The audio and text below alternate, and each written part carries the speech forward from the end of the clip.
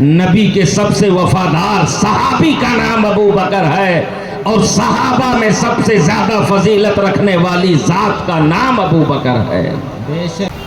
منقبت امام حسین کے چند اشعار سماعت فرمائیں۔ تڑپ اٹھتا ہے دل لفظوں میں دہرائے نہیں جاتی، تڑپ اٹھتا ہے دل لفظوں میں دہرائے نہیں جاتی، تڑپ اٹھتا ہے لفظوں میں دہرائے نہیں جاتی، زباں پر داستان کربلا لائے نہیں جاتی، زباں پر داستان کربلا لائے نہیں جاتی، تڑپ اٹھتا ہے دل لفظوں میں دہرائے نہیں جاتی۔ کہا عباس نے افسوس بازو کٹ گئے میرے، کہا عباس نے افسوس بازو کٹ گئے میرے، کہا عباس نے افسوس بازو کٹ گئے میرے، کہا عباس نے افسوس بازو کٹ گئے میرے، سکینہ تک یہ مشق آب لے جائے نہیں جاتی، سکینہ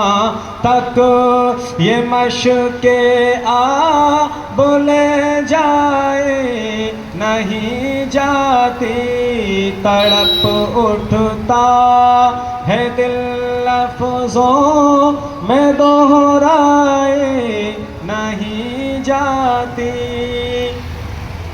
اور سنا ہے کربلا کی خاک ہے ایک سیر سے بڑھ کر، سنا ہے کربلا کی خاک ہے ایک سیر سے بڑھ کر، سنا ہے کربلا کی خاک ہے ایک سیر سے بڑھ کر، سنا ہے کربلا کی خاک ہے ایک سیر سے بڑھ کر، یہ مٹی آنکھ میں لینے سے مینائی نہیں جاتی، یہ مٹی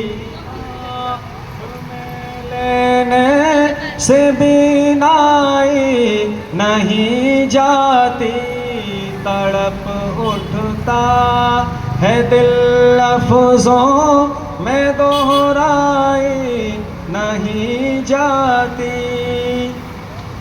اور کہا شبیر نے عباس تم مجھ کو سہارا دو، کہا شبیر نے عباس تم مجھ کو سہارا دو، کہا شبیر نے عباس تم مجھ کو سہارا دو، کہا شبیر نے عباس تم مجھ کو سہارا دو، کہ تنہا لاش اکبر مجھ سے دفنائے نہیں جاتی کہ تنہا لاش اکبر مجھ سے دفنائے نہیں جاتی تڑپ اٹھتا ہے دل لفظوں میں دہرائے نہیں جاتی منبر نور پر جلوہ فرما باوقار علماء ملت اسلامیہ سامنے تشریف فرما میرے بزرگوں نوجوان ساتھیوں عزیز بچوں اسلامی رشتے کی ماں اور بہنوں السلام علیکم ورحمۃ اللہ تعالی وبرکاتہ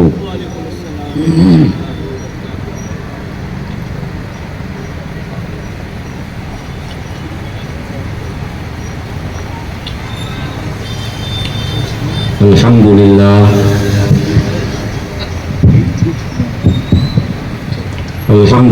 الذی زین النبیین بحبیبہ المصطفیٰ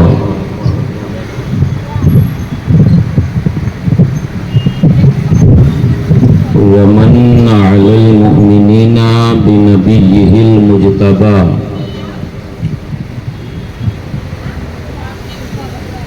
والصلاة والسلام على سيدنا ومولانا محمد خير الورى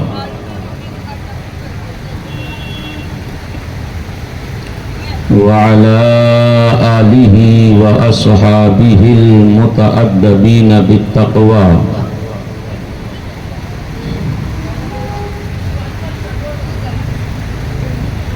أما بعد فأعوذ بالله من الشيطان الرجيم بسم الله الرحمن الرحيم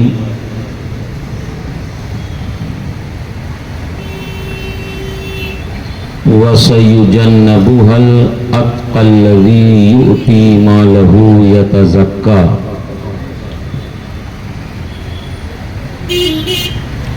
آمنت بالله صدق الله مولانا العظيم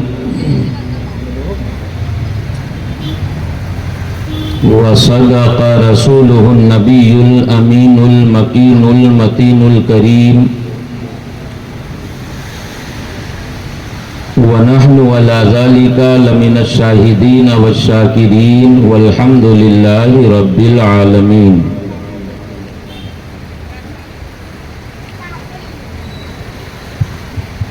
عقیدت و محبت کے ساتھ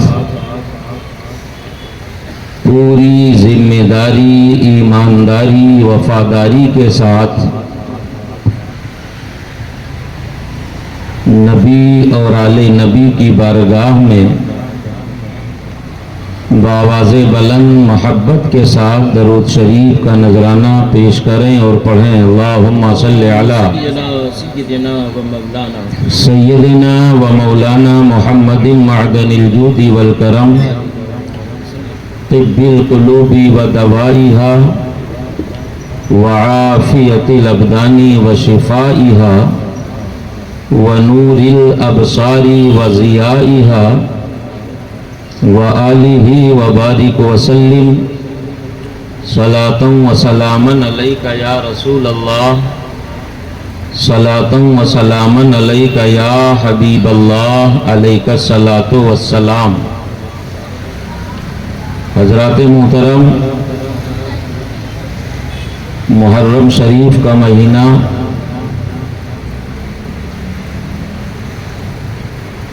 آج 5 تاریخ مکمل ہو چکی ہے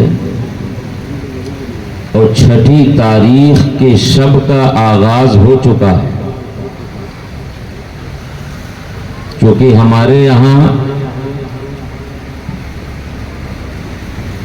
اسلامی نقطۂ نظر سے رات پہلے آتی ہے دن بعد میں آتا ہے.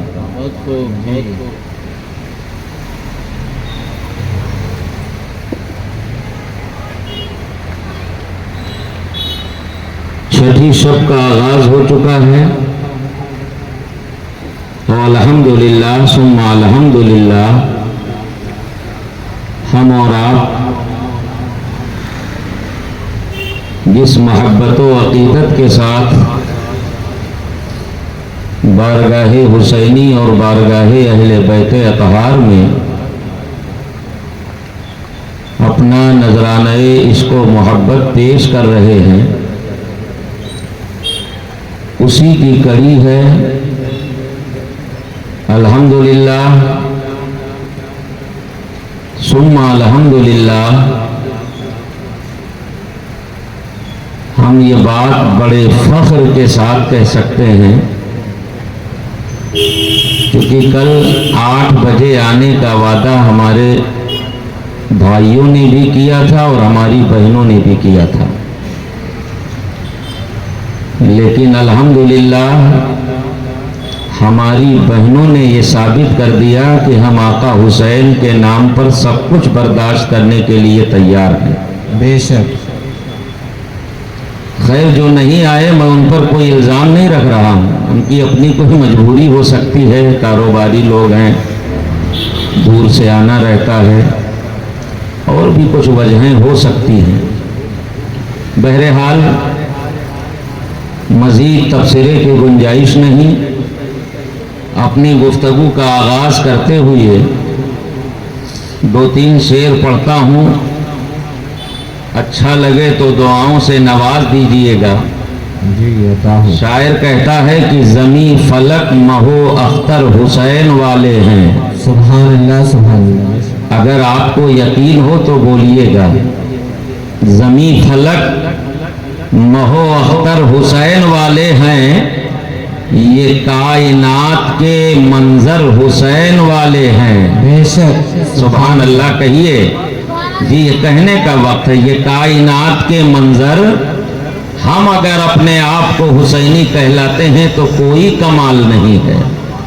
ये ज़मीन भी हुसैनी है, आसमान भी हुसैनी है, बेशक। चांद सितारे हुसैनी हैं, शम्सो कमर हुसैनी हैं, शजरो हजर हुसैनी हैं, बरगो समर हुसैनी हैं, और ये सब आका हुसैन से मोहब्बत करते हैं। ज़मी फलक महो अख्तर हुसैन वाले हैं, ये कायनात के मंजर हुसैन वाले हैं, और यजीदियत से है इनकार बच्चे बच्चे को, यजीदियत से है इनकार बच्चे बच्चे को, हमारे असगरो अकबर हुसैन वाले हैं। बेशक। सुभान अल्लाह। हमारे असगरो अकबर हुसैन वाले हैं। मैं गुजारिश करूंगा कमेटी के वो नौजवान हजरात जिनके कांधों पर इस जिम्मेदारी का बोझ रखा हुआ है, अगर वो बोझ लेकर के यहाँ तक चल के आ सकते हैं, आप अगर किसी बहुत ज़रूरी काम में कहीं लगे हैं वो अलग बात है, वरना अगर फुर्सत में है तो आके कम से कम आपकी भी जिम्मेदारी है कि मजलिस में बैठे, है कि नहीं है? आप भी आके सुनिए। हमारे असगरो अकबर हुसैन वाले हैं। बेशक। और हम अपने जज्बात की बात करें तो हर हुसैनी के दिल का यही जज्बा होता है, हर हुसैनी के मोहब्बत की यही आवाज़ होती है। वो कहता है कि कटा तो सकते हैं लेकिन झुका नहीं सकते। बेशक। कटा तो सकते हैं, और हमारे आका हुसैन ने करबला के मैदान से यही पैगाम दिया है कि कटा तो सकते हैं लेकिन झुका नहीं सकते। हमारे जिस्मों पे ये सर हुसैन वाले हैं। बेशक। सुभान अल्लाह। कटा तो सकते हैं लेकिन झुका नहीं सकते। हमारे जिस्मों पे ये सर हुसैन वाले हैं, और हवा से कह दो वो आ जाए आंधियां बनकर। हवा से कह दो वो आ जाए आंधियां बनकर।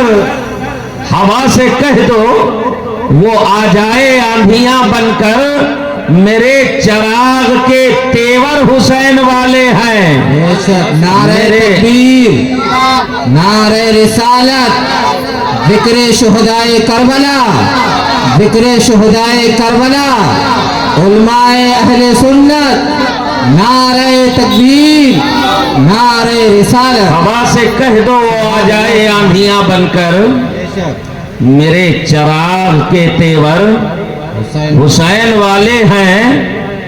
اور جو سچا پکا حسینی ہوتا ہے نا، اس کی کیفیت کیا ہوتی ہے؟ شاعر کہتا ہے کہ یزید وقت کو خاطر میں وہ نہیں لاتے، یزید وقت کو خاطر میں وہ نہیں لاتے۔ آقا حسین کے سامنے یزید آیا تھا، اور اس زمانے سے لے کر کے آج تک نام بدل بدل کر کام وہی لے کر کے بہت سارے لوگ سچے پکے سنی مسلمانوں سے مقابلے کے لیے تیار رہتے ہیں۔ یزید وقت کو خاطر میں وہ نہیں لاتے کہ سرفروشی کا پیکر حسین والے ہیں، بے شک سرفروشی کا پیکر حسین والے ہیں، اور تم اپنی کثرت تعداد پہ نہ اتراؤ، تم اپنی کثرت تعداد پہ نہ اتراؤ، سنو ہمارے 72 حسین والے ہیں، سبحان اللہ سبحان سنو ہمارے 72 حسین والے ہیں۔ اور جو لوگ اٹھتے ہیں سچائی کا علم لے کر، جو لوگ اٹھتے ہیں سچائی کا علم لے کر، وہ قائدین وہ رہبر حسین والے ہیں، بے شک اور وہی ہیں سچے حسینی، وہی ہیں پکے غلام، وہی ہیں سچے حسینی، وہی ہیں سچے غلام، جو ان کی راہ پر چل کر حسین والے ہیں۔ بے شک یوں تو بہت سارے حسینی اپنے آپ کو نام دے کر کے حسینیت کا نعرہ لگاتے ہیں اور حسینی ثابت کرنا چاہتے ہیں، لیکن ایک عاشق صادق کہہ رہا ہے وہی ہیں سچے حسینی، وہی ہیں سچے غلام، جو ان کی راہ پر چل کر حسین والے ہیں۔ بے شک زمین فلک مہو اختر حسین والے ہیں، یہ کائنات کے منظر حسین والے ہیں۔ یا یزید وقت کو، یزید وقت کو خاطر میں وہ نہیں لاتے کہ سرفروشی کا پیکر حسین والے ہیں۔ اور ایک نیوز آپ نے بھی سنی ہوگی، دیکھی بھی ہوگی، سوشل میڈیا کا زمانہ ہے۔ ابھی تک جب کتابوں میں یہ پڑھتے تھے کہ رسول اللہ کی مسجد میں یزید ملعون بدبخت نے گھوڑے باندھے تھے، تو یہ سوچتے تھے کیسے کیا ہوگا اس نے، ہے نا؟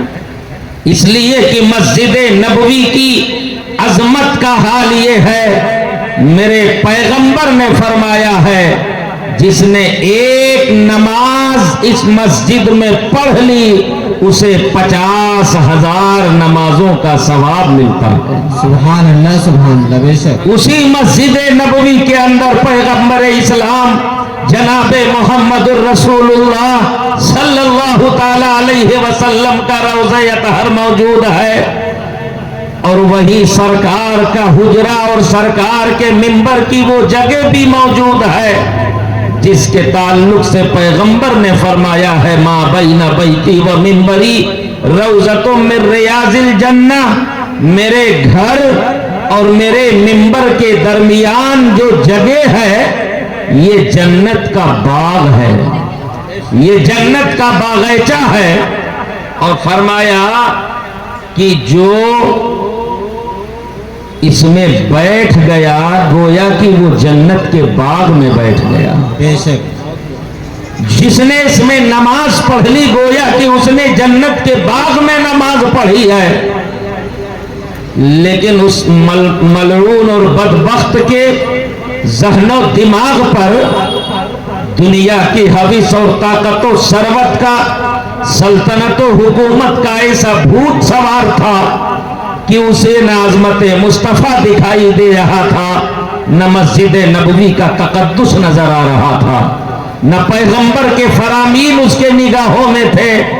گھوڑے باندھے مسجد نبوی کے اندر، تقدس کو پامال کیا نبی کے مسجد کو، یہ سوچتے تھے کیسے کیا ہوگا، لیکن آج انہی کی اولادوں نے اور انہی کے حمایتیوں نے گنبد خضرا کے سامنے اپنی گاڑیوں کو کھڑا کر کے یہ ثابت کر دیا وہ یزید وقت تھا جس نے مسجد نبوی میں گھوڑے باندھے تھے، یہ یزید کی اولاد ہے جنہوں نے گنبد خضرا کے سامنے اپنی کاریں کھڑا کر رکھی ہیں، جس کے تعلق سے اللہ نے قرآن میں حکم دیا ہے لا ترفعوا اصواتکم فوق صوت النبی، خبردار خبردار نبی کی آواز پر اپنی آواز کو بلند نہ کرو۔ صحابہ کو حکم تھا، اللہ نے قرآن میں بیان فرمایا ہے کہ جب نبی کے گھر کسی کام سے جاؤ اور پیغمبر اندر ہونا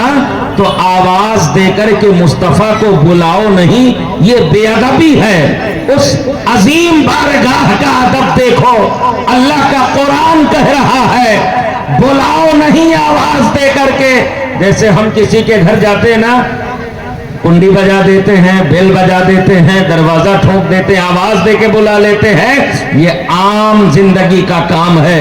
اپنے بیچ رہنے والوں کے تعلق سے اس طرح ہم کب کر لیتے ہیں، لیکن رب کہہ رہا ہے اپنے پیغمبر کے تعلق سے آواز دے کر کے نہ بلاؤ، جیسے آپس میں بلاتے ہو، انتظار کرو مصطفیٰ کے دروازے پر کھڑے ہو کر، بلاؤ گے تو بے ادبی ہوگی، تمہیں ضرورت ہے انتظار کرو پیغمبر کا، جب پیغمبر خود نکل کے آئیں گے تب اپنی بات کہنا۔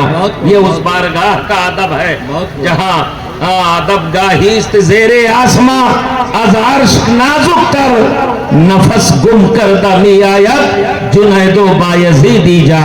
جنید بغدادی جیسا اللہ کا ولی، بایزید بستانی جیسا اللہ کا ولی جب اس بارگاہ عالیہ میں پہنچتا ہے نا تو اپنی سانسوں کو بھی روک لیتے تھے کہ کہیں بارگاہ مصطفیٰ میں بے ادبی نہ ہو جائے، ہے نا۔ یہ کیسے ذلیل ہے، یہ کیسے یزید کے حمایتی ہے، کیا فرامین مصطفیٰ انہوں نے نہیں پڑھا، اللہ کے احکام انہوں نے نہیں پڑھے، مصطفیٰ کی بارگاہ کے ادب کے تعلق سے جو آیات قرآنیہ موجود ہیں یہ بھی ان کی نظروں سے اوجھل ہے۔ تو اس منظر کو دیکھ کر کے عاشقوں کی زبان سے یہ نکل پڑا، ایک عاشق نے لفظوں میں اسے پرو کر کے کہا ہے، کیا کہا؟ دل سے لہو ٹپکتا ہے وہ وقت یاد کر کے، دل سے لہو ٹپکتا ہے وہ وقت کر کے یاد، جب مسجد نبی میں تھے گھوڑے یزید کے۔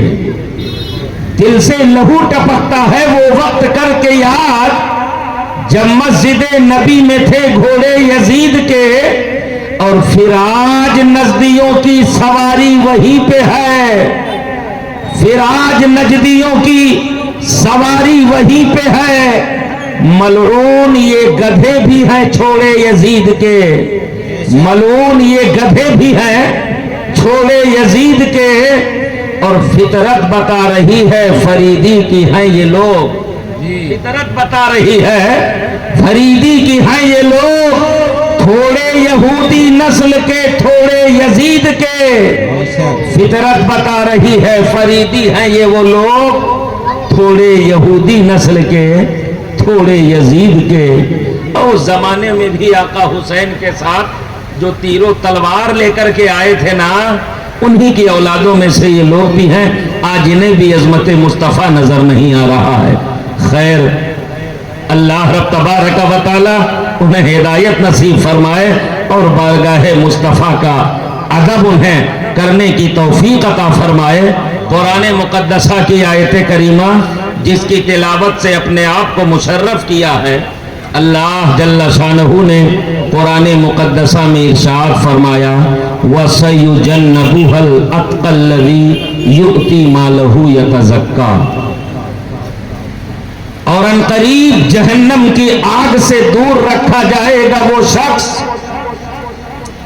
وہ متقی اور اتقا کا لفظ بتا رہا ہے وہ سب سے بڑا پرہیزگار، الذی یؤتی مالہ یتزکا، اللہ کا وعدہ ہے کہ جو اپنے مال کو اللہ کی راہ میں پاکیزہ ہونے کے لیے دیتا ہے اللہ اسے جہنم کی آگ سے دوری عطا فرما دیتا ہے۔ بے شک یہ آیت کریمہ کس کے تعلق سے نازل ہوئی؟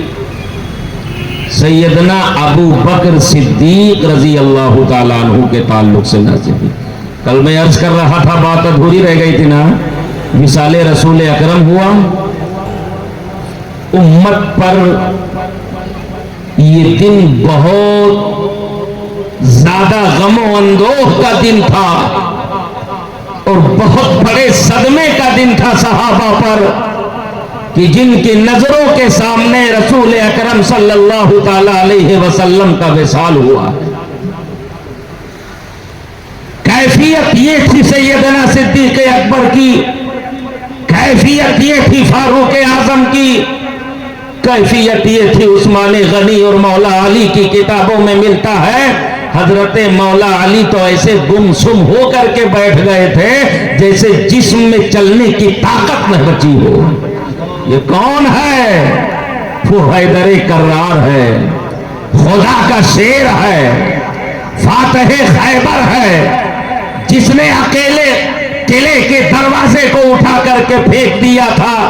وصال مصطفیٰ کی جب خبر ملی ہے، دیوار سے ٹیک لگا کر کے حضرت علی بیٹھ گئے۔ غم کا ایسا پہاڑ ٹوٹا تھا صحابہ پر، اس لیے انہیں یہ فکر ستا رہی تھی کہ اب تک ظاہری طور پر مصطفیٰ ہمارے بیچ موجود تھے، کوئی غم ستاتا تھا، دل مزمحل ہوتا تھا، کوئی فکر ستاتی تھی، کوئی پریشانی آتی تھی اور کبھی دل پریشان ہوتا تھا تو نبی کی بارگاہ میں حاضر ہو کر وہ دوہا چہرے کی زیارت کر لیا کرتا تھا۔ پریشانیوں سے نجات ہو جاتی تھی، کوئی مشکل درپیش ہوتا تھا تو نبی کی بارگاہ میں پہنچ کر کے دعا کرا لیتے تھے۔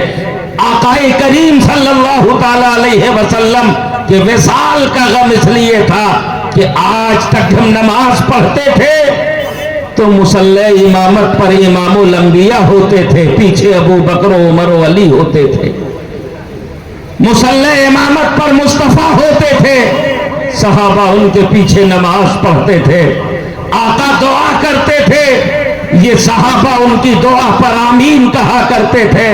انہیں یہ غم ستا رہا تھا اب نبی کے اقتداء میں نمازیں پڑھنے کو نہیں ملیں گی، اب چہرے وضحا کی زیارت کا موقع نہیں ملے گا۔ حضرت فاروق اعظم کا حال تو یہ تھا کہ وہ تلوار لے کر مدینے کی گلیوں میں نکل گئے اور کہا خبردار اگر کسی نے کہا مصطفیٰ وصال کر گئے ہیں، کسی نے اگر کہا تو میں اس کی گردن مار دوں گا۔ حضرت صدیق اکبر آئے، دیکھا نبی کے چہرے اطہر پر کپڑا پڑا ہوا تھا، ہٹا کر کے زارو قطار رونے لگے۔ نبی اکرم صلی اللہ تعالی علیہ وسلم کی چہرے اطہر کی زیارت کی اور باہر آ کر کے لوگوں کو سمجھایا، حضرت فاروق اعظم کو سمجھایا اور اس کے بعد تجہیز و تکفین کے انتظام میں لگ گئے۔ آقا کریم صلی اللہ تعالی علیہ وسلم نے فرمایا تھا کہ جب میرا وصال ہو جائے مجھے غسل و کفن دے کر کے میرا جنازہ رکھ دینا، سب سے پہلے جبریل امین میرے جنازے کی نماز پڑھیں گے، پھر اور دیگر ملائکہ آئیں گے، پھر مرد حضرات پڑھیں گے، پھر عورتیں پڑھیں گی۔ اور وہ نماز کیا تھی؟ علماء نے لکھا ہے، محدثین نے لکھا ہے، وہ نماز یہ تھی کہ سب آتے تھے اور نبی کی بارگاہ میں کھڑے ہو کر درود و سلام پیش کرتے تھے۔ سبحان اللہ۔ پیغمبر اسلام کا جب وصال ہوا نا تو ایک بات بیچ میں چلنے لگی، لوگ پس و پیش میں پڑ گئے کہ کیا نبی کو غسل دیا جائے یا نہ دیا جائے، کیونکہ وہ عام انسان کی طرح تو ہے نہیں، ہماری آپ کی طرح تو ہے نہیں۔ وہ جو کہتے ہیں نا نبی ہماری کی طرح ہے، پاگل ہیں۔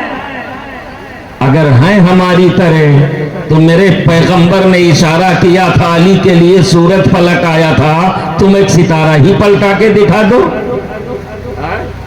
نہیں ہو سکتا نا, پھر ہماری طرح کیسے ہوئی؟ علاج کریں اپنی عقل کا. تو آپس میں کچھ لوگ کہنے لگے دیا جانا چاہیے, کچھ لوگ کہنے لگے نہیں دیا جانا چاہیے. ایک آواز آئی پیغمبر پاک ہیں, انہیں غسل کر دینے کی ضرورت نہیں ہے.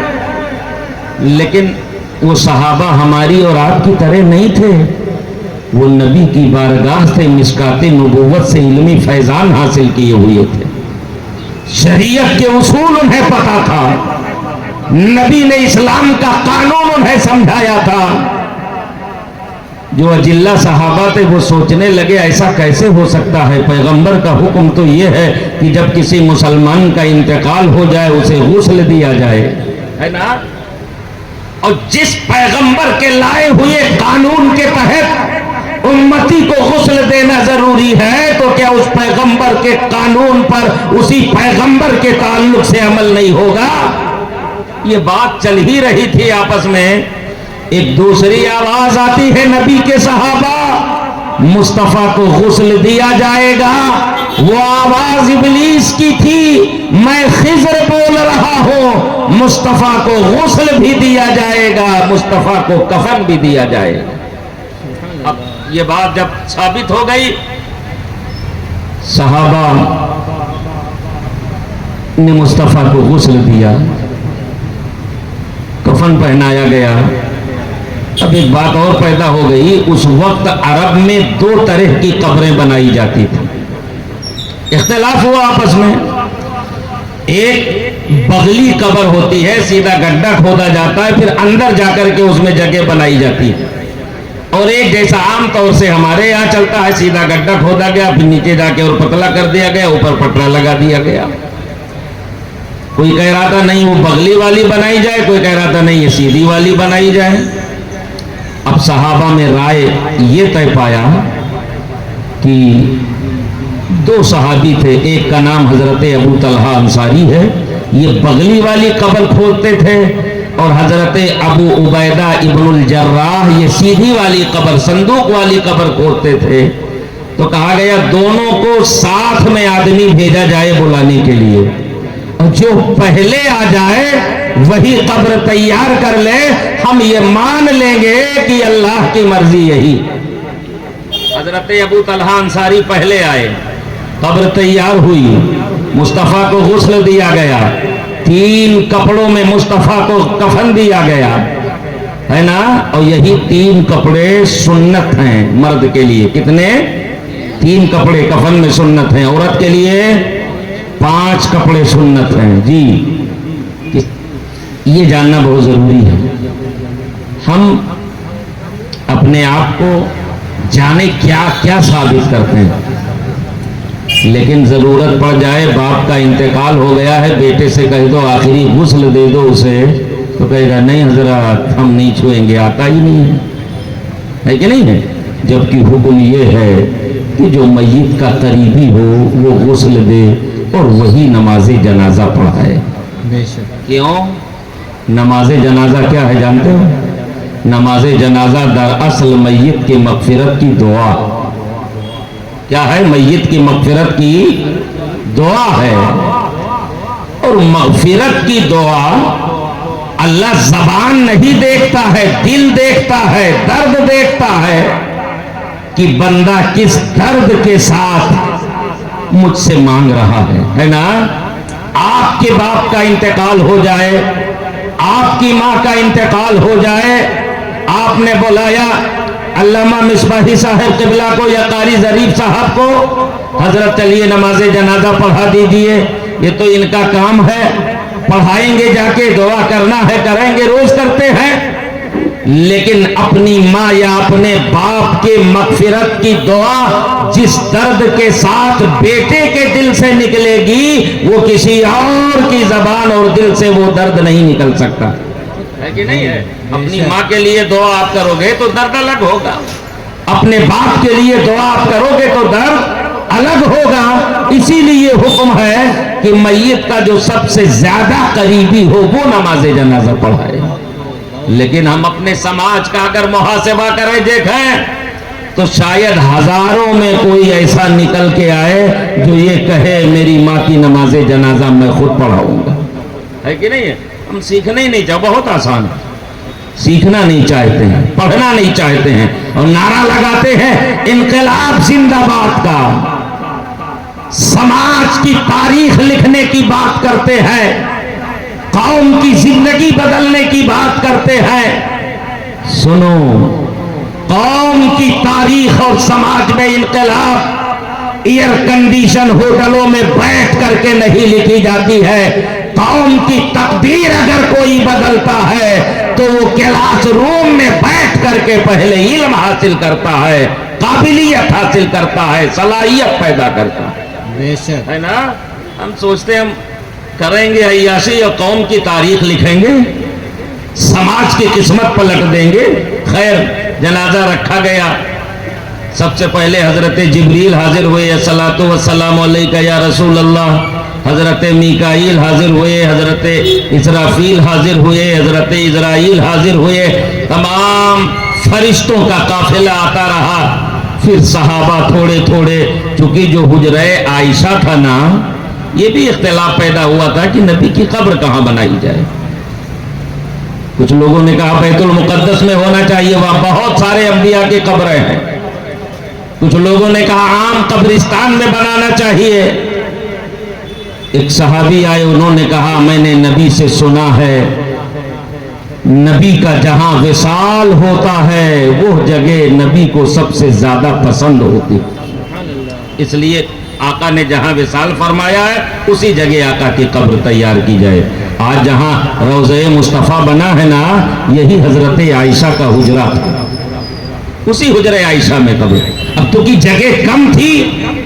بعض لوگ یہ کہتے ہیں سیدنا صدیق اکبر رضی اللہ تعالیٰ عنہ پر پھپتیاں کستے ہوئے آج کے شیعہ فکر رکھنے والے لوگ جو صحابہ پر تبرہ کرتے ہیں نا, وہ کہتے ہیں وہ سیدنا صدیق اکبر نے اس لیے تاخیر کی چونکہ ان کو اپنی خلافت کی پڑی تھی, وہ خلافت کے معاملے میں لگے ہوئے تھے اس لیے تاخیر ہوئی. وصال ہوا ہے مصطفیٰ کا پیر کے دن, تجہیز و تکفین ہوئی ہے منگل کے دن, تو ان کو موقع مل گیا کہ اس لیے تاخیر ہو گئی. تاخیر کی وجہ یہ تھی کہ یہ سارے اختلافات پیدا ہو رہے تھے. غسل دینا ہے کہ نہیں دینا ہے, قبر کیسی بنانا ہے, کفن پہنانا ہے کہ نہیں پہنانا ہے, غسل دینا ہے تو لباس اتارنا ہے کہ نہیں اتارنا ہے, قبر بنانا کہاں ہے, قبر کس شکل کی بنانا ہے, نماز جنازہ کیسی پڑھی جائے گی. یہ سارے معاملات آج کل ڈیجیٹل انڈیا کی طرح ڈیجیٹل عرب نہیں تھا. زمانے نے اتنی ترقی نہیں کی تھی. مشین آئے گی 2 منٹ میں قبر تیار ہو گیا. اور وہ عرب کی پتھریلی زمین, وہ اس زمانے کی بات کر رہا ہوں جب سائنس نے اتنی ترقی نہیں کی تھی. تو انہی ساری وجوہات کی بنیاد پر مصطفیٰ کے تجہیز و تکفین میں تاخیر ہوئی. آپ سے اگر کوئی سوال کرے تو آپ یہ بتا سکتے ہیں تاخیر کی وجہ یہ رہی. پھر پہلے ملائکہ آئیں گے, پھر صحابہ آئیں گے, پھر عورتیں آئیں گی. تو یہ چونکہ یہ قافلہ تھا. آج ہمارے شہر کا کوئی اگر امام انتقال کر جائے تو ہزاروں کی بھیڑ ہوتی ہے کہ نہیں ہوتی ہے, جبکہ ایک محلے کا امام ہوتا ہے, بہت سے زیادہ 2-4 محلوں کا امام ہوگا. اور اگر پورے شہر کا قائد انتقال کر جائے تو اس کے جنازے میں کتنی بھیڑ ہوتی ہے, بڑی دشواری ہوتی ہے. اور اگر اتفاق سے کوئی پیر انتقال کر جائے تب, اور میں سارے پیروں کی بات نہیں کر رہا ہوں, وہ جو اللہ والے جی, تب تو بھیڑ ایسے امڑتی ہے. زمانے نے اپنے ماتھے کی آنکھوں سے جنازہ دیکھا ہے پیروں کا, ہے کہ نہیں ہے. بڑے بڑے باس, اس میں تاخیر ہوتی ہے کہ نہیں ہوتی ہے. اور جب کسی دنیا کے اور پیر کا وصال نہیں تھا, یہ تو نبیوں کے امام کا وصال تھا, پیغمبروں کے پیغمبر کا وصال تھا, رسول پاک کے وصال کی بات کر رہا ہوں. تو وہاں کتنی بھیڑ آئی ہوگی, جس نے جہاں سے سنا ہوگا وہی بھاگ کے چلا آ رہا ہوگا. جگہ کم تھی، باری باری لوگ آتے تھے، سلام پڑھتے تھے، نکل کے جاتے تھے، اس لیے تاخیر ہوئی ہے نا۔ آپ سے اگر اعتراض ہو تو یہی جواب دیں گے۔ خیر، مصطفیٰ جان رحمت صلی اللہ تعالی علیہ وسلم کے وصال کے بعد سیدنا ابو بکر صدیق رضی اللہ تعالی عنہ کو خلیفہ بنایا گیا۔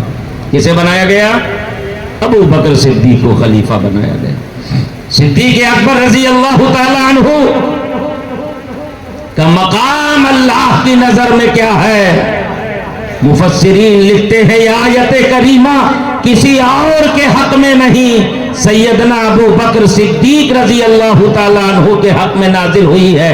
اور یہ کب نازل ہوئی معلوم ہے؟ واقعہ آپ نے سنا ہوگا، ایک غلام ہے جن کا نام ہے حضرت بلال رضی اللہ تعالی عنہ۔ کیا؟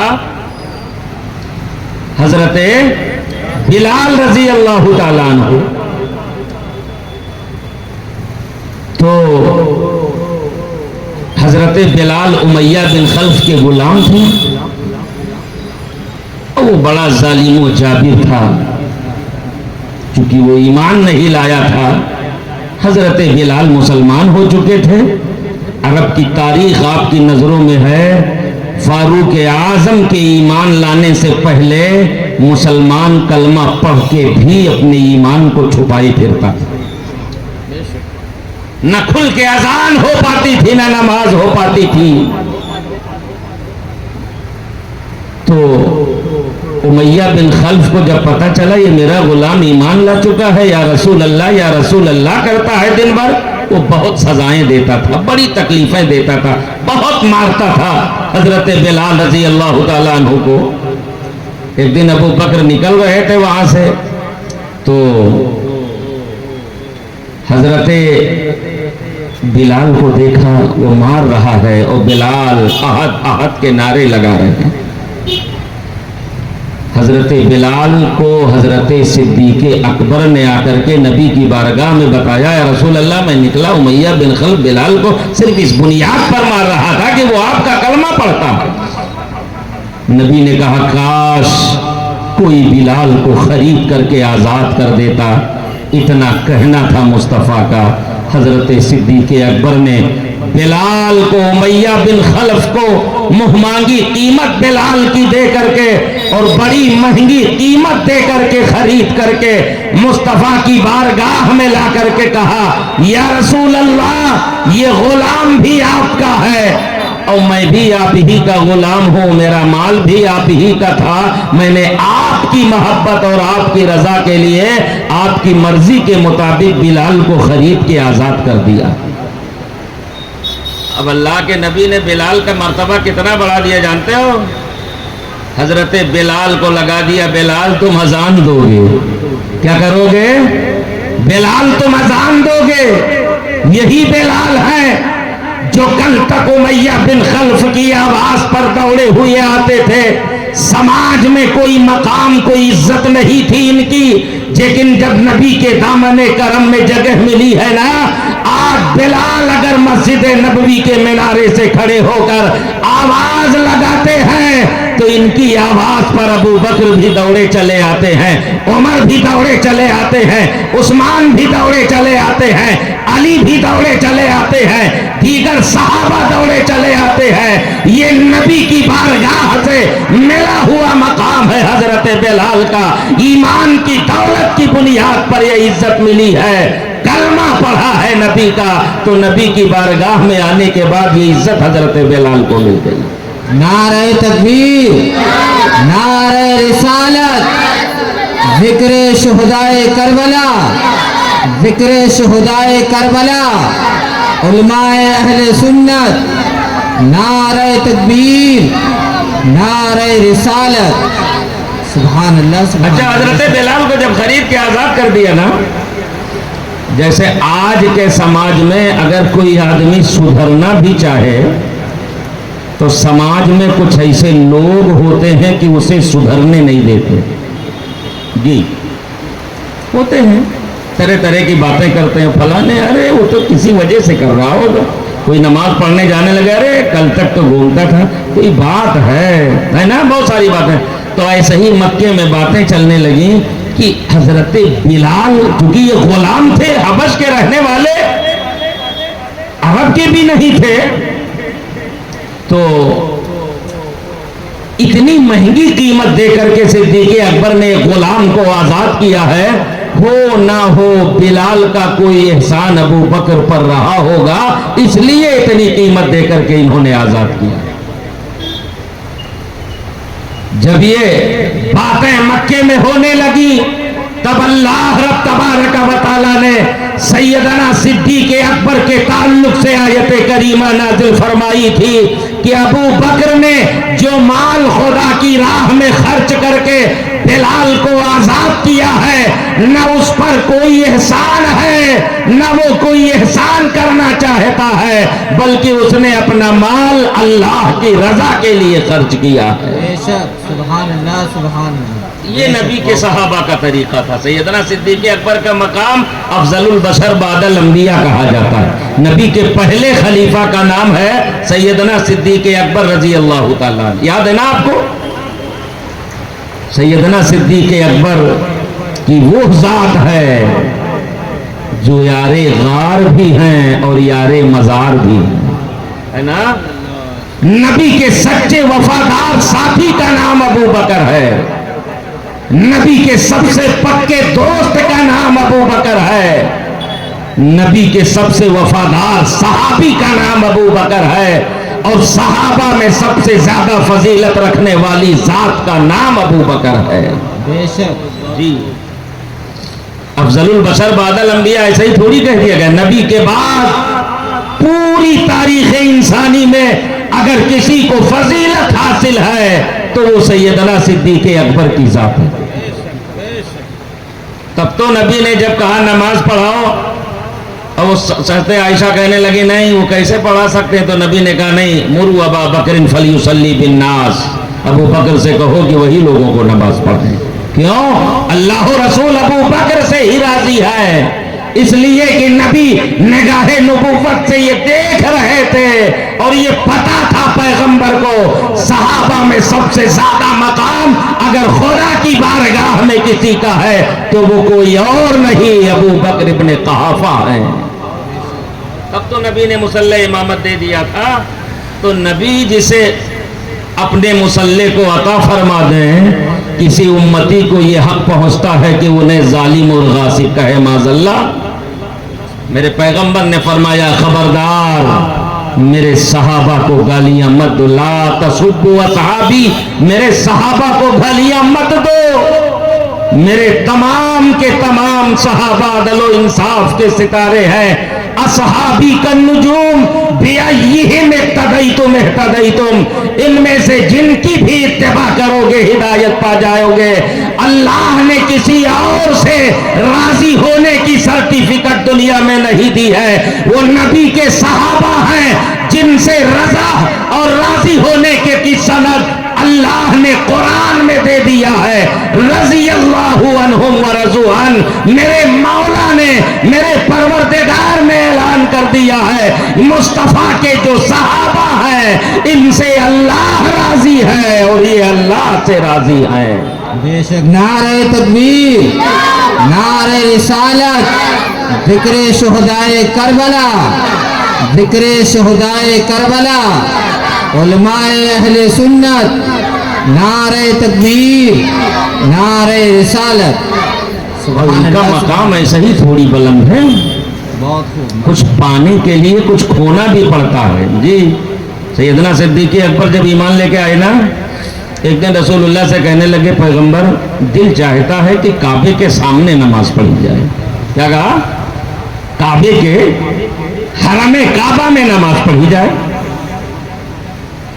نبی نے پہلے تو منع کیا، ابو بکر حالات اچھے نہیں ہیں، لیکن نبی نے ابو بکر کی بات مان لی، کہا ٹھیک ہے چلو چلتے ہیں۔ جیسے ہی نماز شروع کی ہے نا، حضرت صدیق اکبر اور رسول اکرم صلی اللہ تعالی علیہ وسلم کو بھی جب کفار و مشرکین نے دیکھا کہ یہ علل اعلان نماز پڑھ رہے ہیں، अब आप जरा तसव्वुर कीजिए, ये किनका काम है नमाजों से रोकना?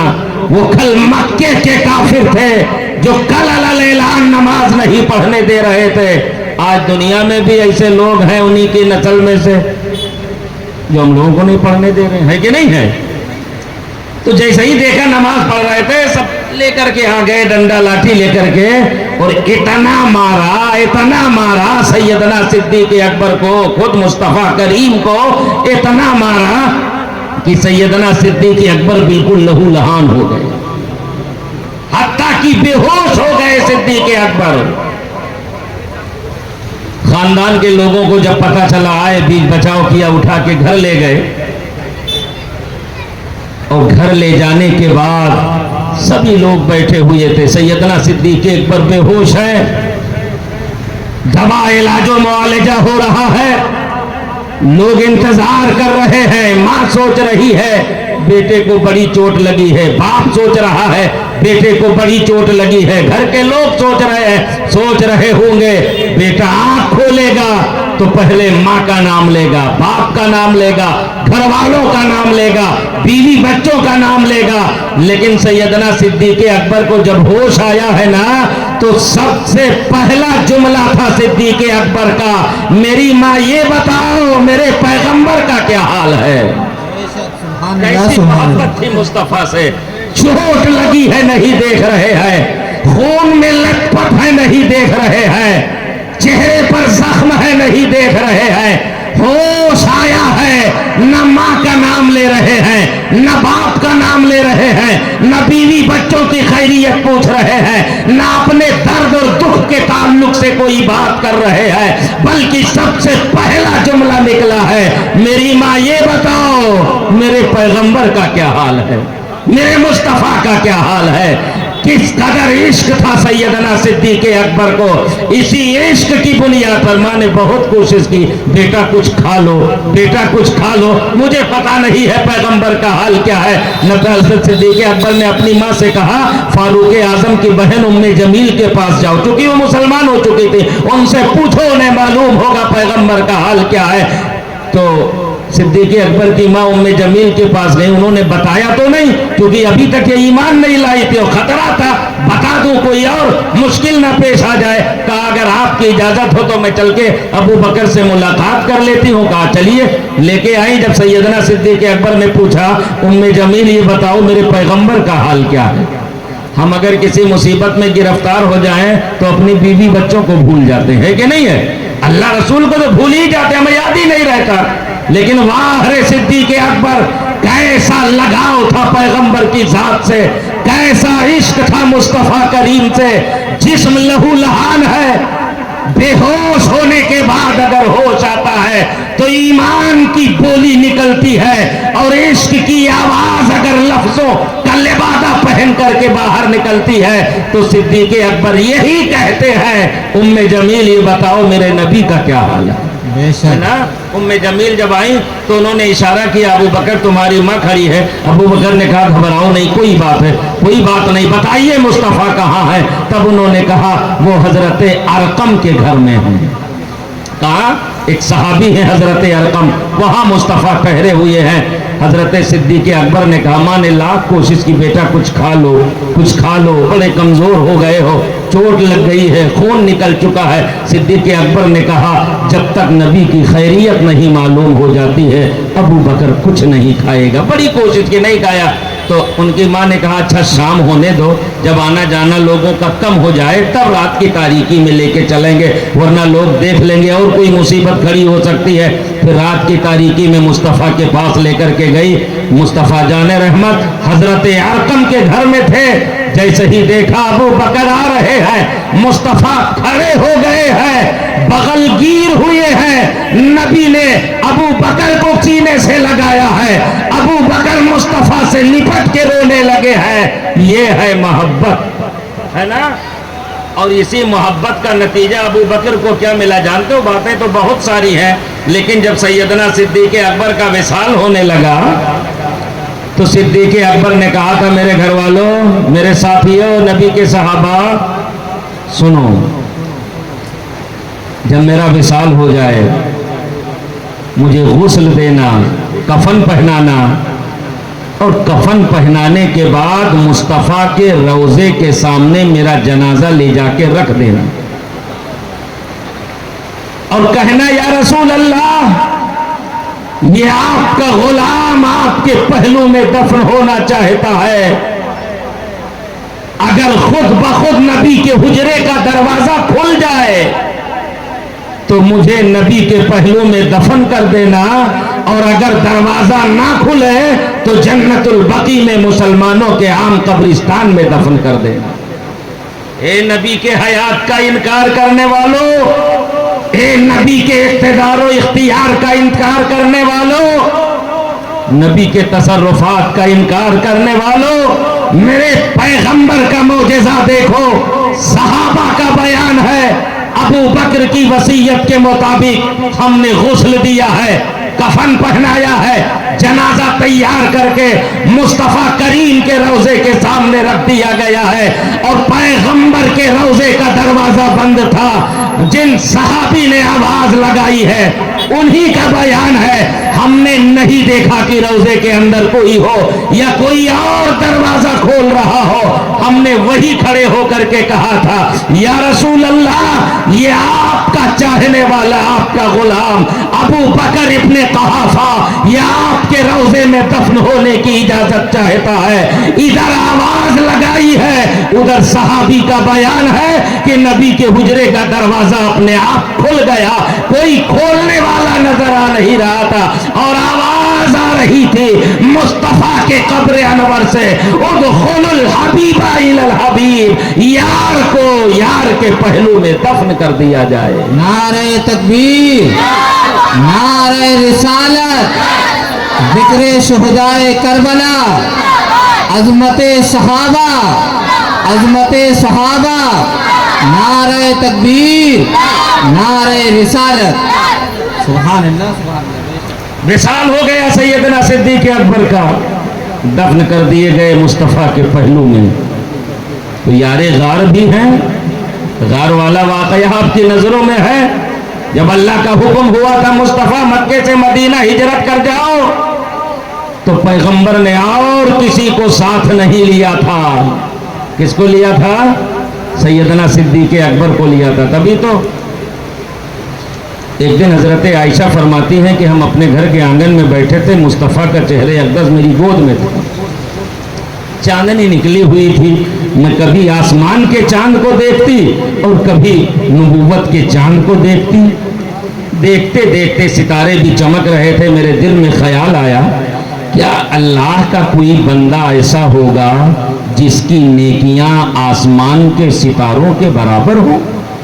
फरमाती है मेरे दिल में ख्याल आया, तो जैसे ही ये ख्याल आया, हजरत आयशा फरमाती है मेरे दिल ने कहा, आयशा, जब गैब दा पैगंबर तेरी झोली में सर रख के लेटा हुआ है, तो ये सवाल तिश्ना क्यों रह जाए, अधूरा क्यों रह जाए? अरे जो आसमान की बातें जानता है, जमीन के नीचे की बातें जानता है, कयामत कब्र हश्र की बातें जो तुम्हें बताता है, क्या वो अपने उम्मती के नेकियों की बातें नहीं जानता होगा? क्यों नहीं पैगंबर से पूछ लेती हो? हजरत आयशा फरमाती है बातें करते करते मैंने कहा, या रसूल अल्लाह, ये बताइए क्या किसी की इतनी नेकी है जितनी आसमान में सितारे हैं? क्या कहा? क्या किसी इंसान की इतनी नेकी हो सकती है जितने आसमान में सितारे हो? तब पैगंबर ने कहा, आयशा, आसमान में जितने सितारे हैं उमर फारूक आजम की उतनी नेकियां हैं। बेशक। क्या कहा? किसका नाम लिया?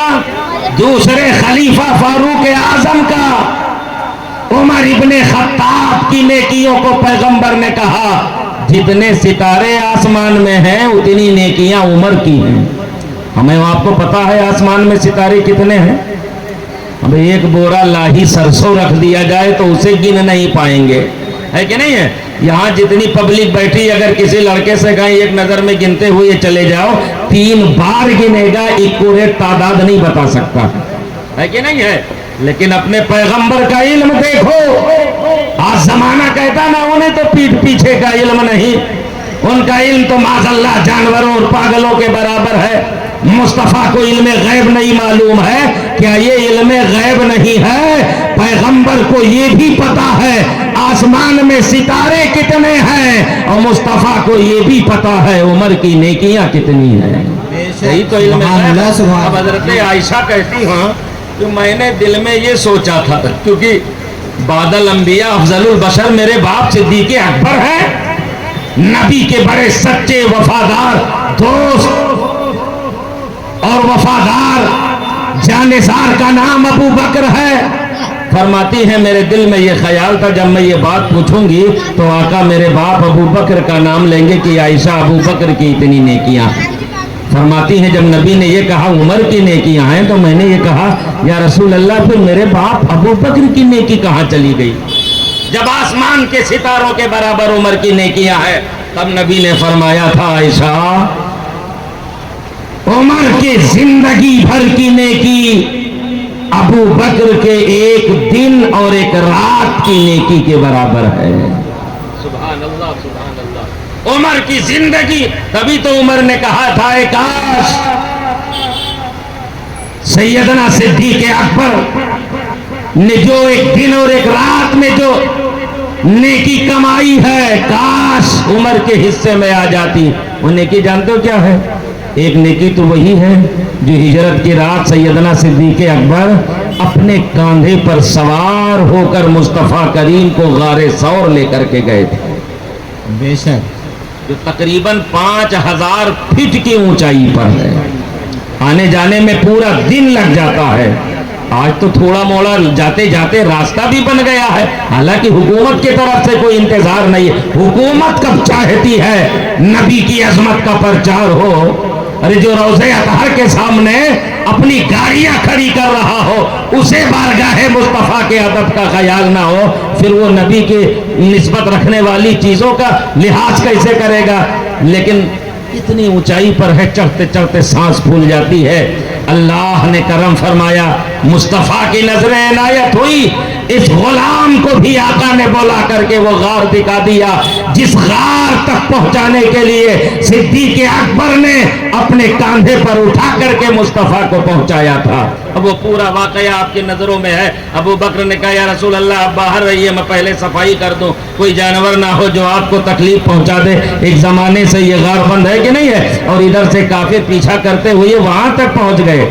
تو اللہ نے کیسا انتظام فرمایا تھا. وہ سانپ والا واقعہ بھی ہے. سارے کپڑے لگا دیے، ایک جگہ انگوٹھا لگا کے بیٹھ گئے. سانپ نے ڈس لیا. صدیق اکبر نے کہا یا رسول اللہ مجھے سانپ نے کاٹ لیا ہے. پیغمبر نے لعاب لگا دیا. ابو بکر کے جسم سے سانپ کے کاٹنے کے زہر کا اثر ختم ہو گیا. نعرہ تکبیر، نعرہ رسالت، عظمت صحابہ، نعرہ تکبیر، نعرہ رسالت.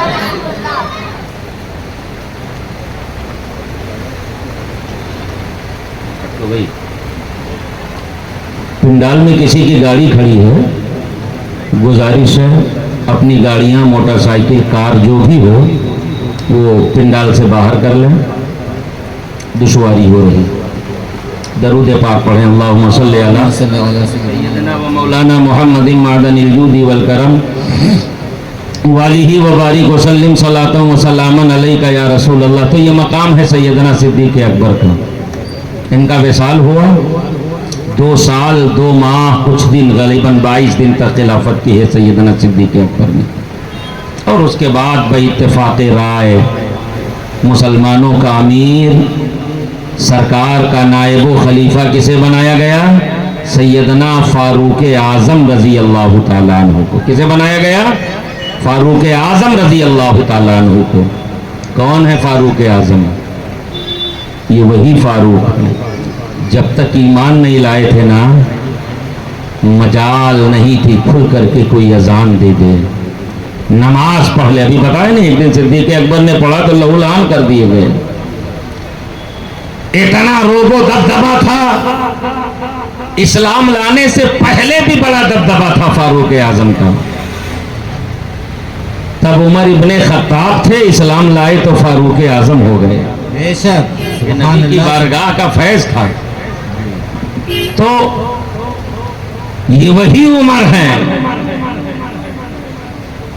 جن کے بارے میں پیغمبر نے کہا آسمان میں جتنے ستارے ہیں عمر کی اتنی نیکیاں.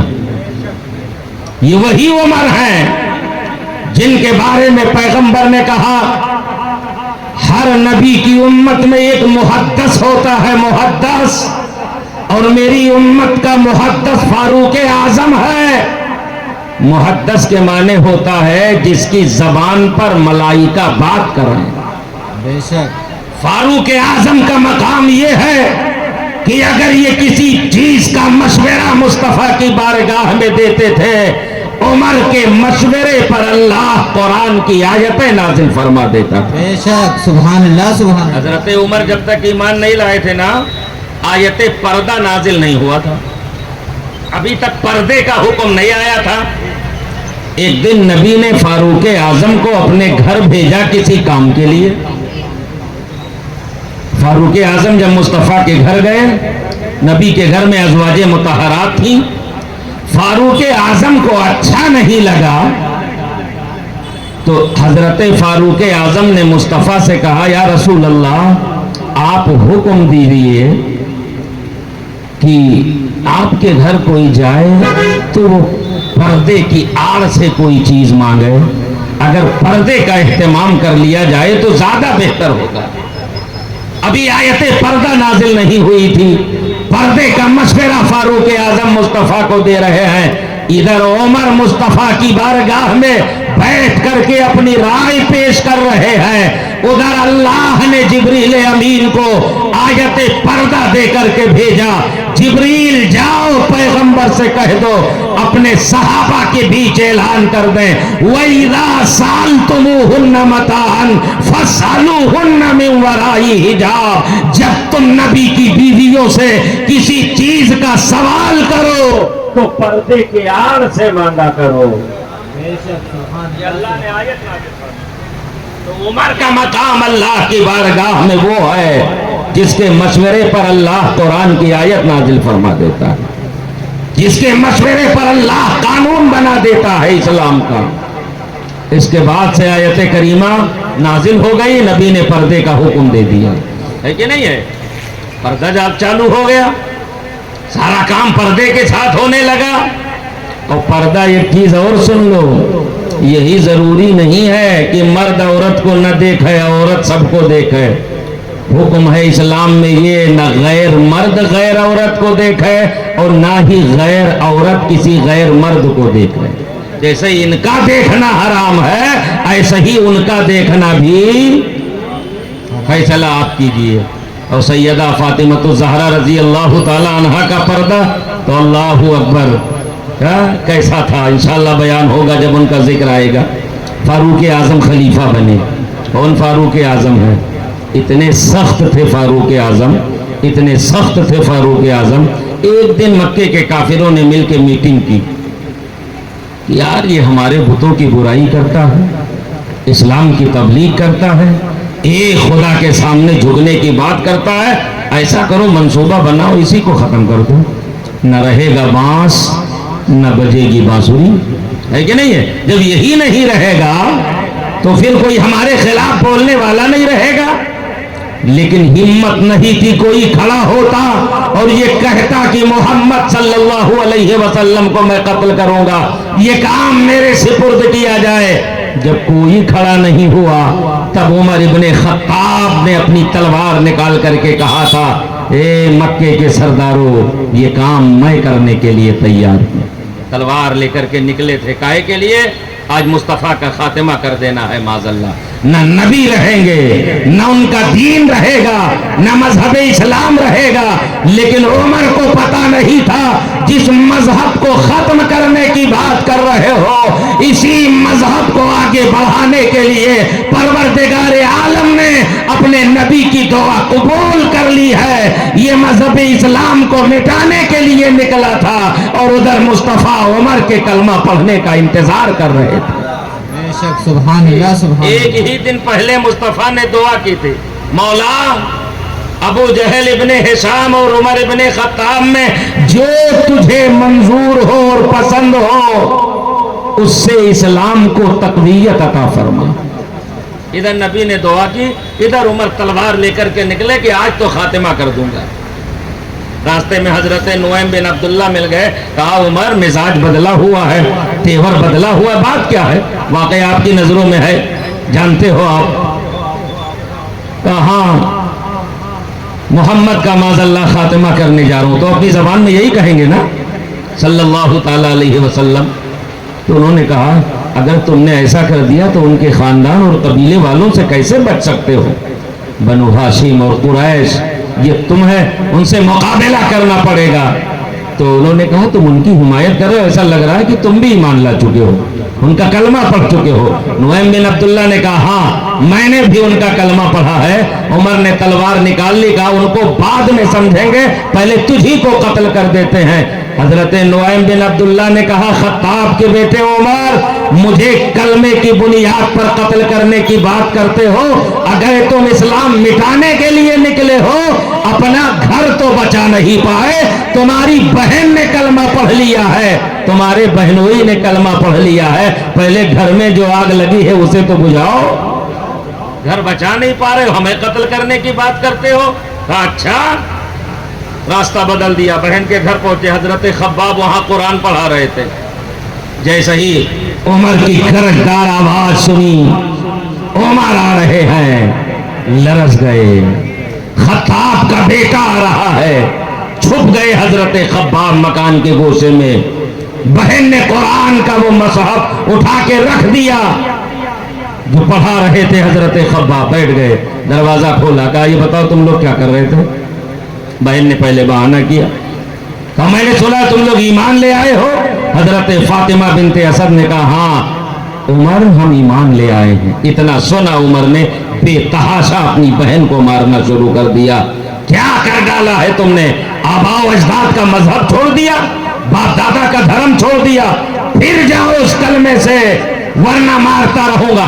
اتنا مارا کہ ان کے بہنوئی بھی بچانے کے لیے آئے, ان کو بھی مارا, وہ بھی لہولہان ہو گئے. حضرت سیدہ فاطمہ بنت اسد جو عمر ابن خطاب کی بیٹی تھی, فاطمہ بنت خطاب جو حضرت خطاب کی بیٹی فاروق اعظم کی بہن تھی نا, تو انہوں نے کہا عمر تو مجھے اس لیے مارتا ہے کہ میں کلمے سے پھر جاؤں, مذہب اسلام سے پھر جاؤں.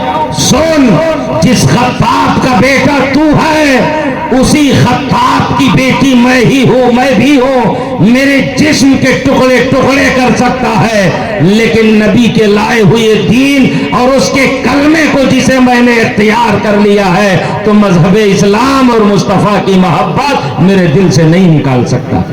جب فاروق اعظم نے یہ سختی دیکھی تو کہنے لگے اچھا بہن یہ بتاؤ کہ تم لوگ پڑھ کیا رہے, کر کیا رہے؟ تو ان کی بہن نے کہا کہ ہم لوگ قرآن کی تلاوت کر رہے تھے. کیا کر رہے تھے؟ قرآن کی سورہ طٰہٰ کی آیت کریمہ تھی, اننی انا اللہ لا الہ الا انا فاعبدنی واقم الصلاۃ لذکری. یہ آیت کریمہ ہے, اللہ نے فرمایا بے شک میں ہی تمہارا رب ہوں, میرے سوا کوئی معبود نہیں. لا الہ الا انا, میرے سوا کوئی معبود نہیں ہے, عبادت کے لائق نہیں, میں ہی تمہارا رب ہوں. فاعبدنی, تو تم سب میری عبادت کرو. واقم الصلاۃ لذکری, اور میرے یاد کے لیے نماز قائم کرو. اس آیت کریمہ کا ترجمہ یہ ہے. اب عمر نے کہا لا مجھے بھی تو دکھاؤ کیا پڑھ رہے تھے. تو فاروق اعظم کی بہن نے کہا نہیں, یہ کوئی ایسا ویسا کلام نہیں ہے, یہ اللہ کا کلام ہے, سینہ مصطفیٰ پہ نازل ہوا ہے, یہ بڑا پاکیزہ کلام ہے. لا یمسہ الا المطہرون, بغیر پاک ہوئے کسی کو چھونے کی اجازت نہیں ہے نا. اگر دیکھنا چاہتے ہو, چھونا چاہتے ہو, پہلے غسل کرو. غسل کیا, آیت کریمہ لا کر کے سامنے رکھا, جیسے ہی پڑھا تو اتنا اثر ہوا کہ فاروق اعظم کے دل کی دنیا بدل گئی. کہا بہن اب مجھے بھی مصطفیٰ کے پاس لے کر کے چلو. جب حضرت خباب نے سنا کہ یہاں معاملہ تو سب سازگار ہے, تو وہ بھی باہر نکل کے آئے اور لے کر کے چلے عمر کو نبی کی بارگاہ میں. نبی جہاں بیٹھے ہوئے تھے وہاں دروازے پر غالباً دار ارقم میں ہی تھے، حضرت امیر حمزہ اور دیگر صحابہ باہر حفاظت کے لیے بیٹھے تھے کہ کوئی دشمن نقصان نہ پہنچا دے۔ مصطفیٰ اندر سے صحابہ کو نصیحت کر رہے تھے، باتیں چل رہی تھیں۔ ادھر امیر حمزہ نے دیکھا اور دیگر صحابہ نے دیکھا، کہا عمر آ رہا ہے۔ کیا کہا؟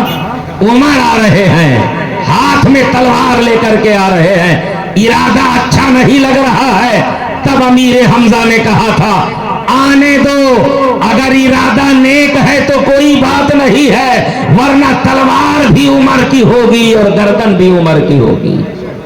آئے عمر، ادھر نبی، کیونکہ وہی پہلے آ چکی تھی۔ مصطفیٰ کل تم نے دعا کی تھی، عمر کو بارگاہ الہی میں قبول کر لیا گیا ہے اور عمر کلمہ پڑھنے کے لیے آ رہا ہے۔ پیغمبر دار ارقم سے باہر نکلے، عمر پہنچے، نبی نے عمر کا ہاتھ پکڑ کر کے کہا تھا خطاب کے بیٹے عمر، یہ قتل و غارت گری کب تک برپا کرتے رہو گے؟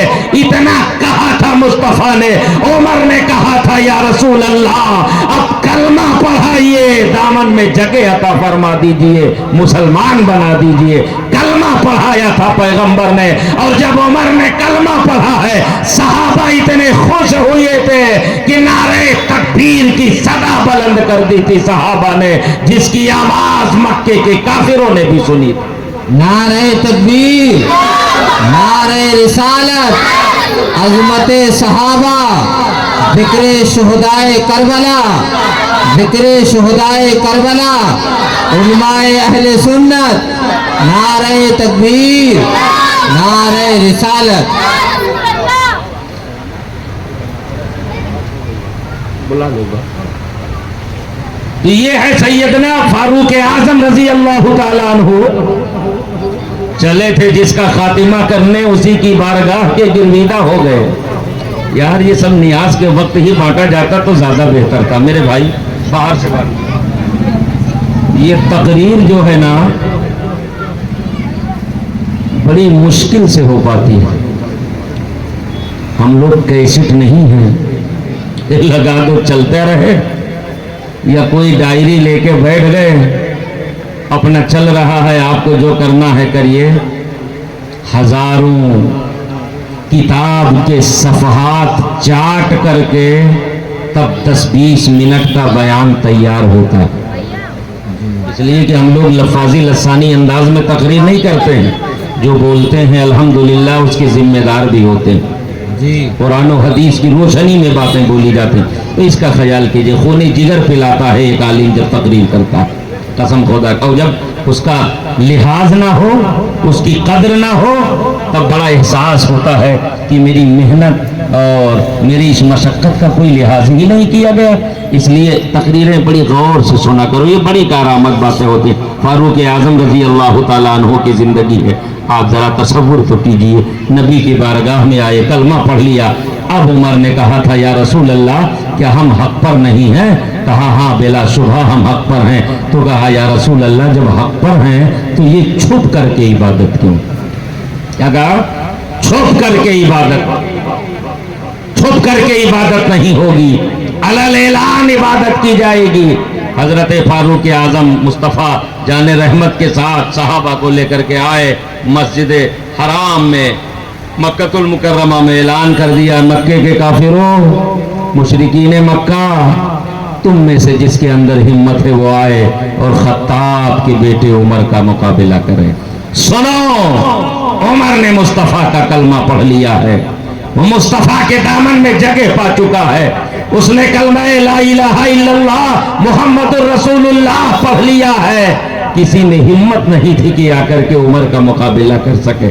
اب مسلمانوں کا بول بالا ہونے لگا ہے نا، یہی فاروق اعظم ہیں، بارگاہ رسالت سے انہیں کیا کیا مقام حاصل ہوا، بڑی فتوحات حاصل کی ہے سیدنا فاروق اعظم نے۔ زمانہ گزرتا گیا، حالات بدلتے گئے۔ ایک دن مسجد نبوی کے منبر پر جمعے کا خطبہ دے رہے تھے، اور خطبہ دیتے دیتے کہنے لگے یا ساریہ الجبل، اے ساریہ پہاڑ کی طرف جاؤ، اے ساریہ پہاڑ کی طرف جاؤ، یہ کہہ رہے تھے۔